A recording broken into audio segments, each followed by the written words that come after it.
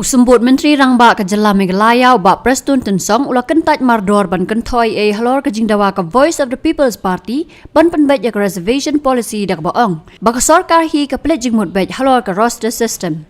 Presiden ke Voice of the People's Party ubak Arden Miller Basayumat ubaderu MLA ke Nongkram ula mi banyaki ban yo ekete ke jingdawa dak ba syong syak tangan klembuk por naduk ke step jongka arpulai tarik ujemang arja arpulai.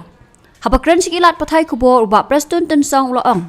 Bagi jik kuat joko sarkar kalong banyak kran bet tangi ke roster system. Namar bagi kuat ban pentrai kam bet nang ni syakmat om ban pai dien shows nam kat kendai spa nyopuar. Isya kalong kebangi ya fokus na yemen tai kedai awede bakal roster. Di roster natrai in my absence so CM lapat kubuti. Yung KMD meeting ka all party meeting. Natangi sakot su kini kayo banwan saya di stakeholders, different stakeholders, ban persyai, ban persutu, bakalong. Te kat ba nakaliang joko BPP ke jikren joki tolong ban review ya ka present form jongka reservation policy ya kene kemo ini yang mentang ini kren itu kabagi kren mahasiswa kalau yang kene isu kabede ban kene ka roster system. Kata kadeka main kabede. Kabede itu roster wilayah syong ba nadu kabinet. Labatai bah KMDA, labatai bah all party meeting. Bah roster system hagi tu kuar kadon gaji snow. Balak se kadon kabaklong.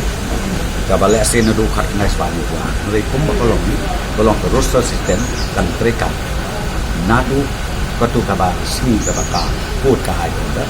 Kaba nang ni sekmat katu 40 15 nak fight.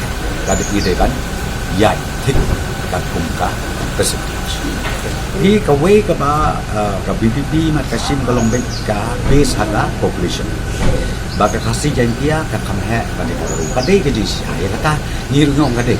Jadi kita pan henjing pada namar ba das katu order juga serumput kalong ba hapok 50%. Tengi hap perkat saya kata.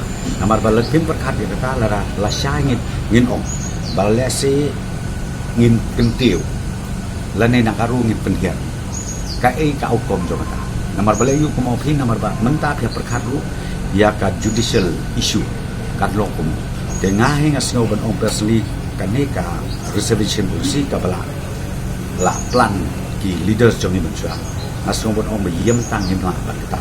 Ya kaneka reservation policy namar ba yo ngi keladu nom den batkan long kijim babe kela kat junom le junom kum kejat beliau hasil jantia bat kum kejat beliau nak. Kut ka government ka yang baik kalau rimba yang mentahi ka kam jing kadang dai hi ka roster ka roster hoi kum balolong yang mentah ka desa ka roster.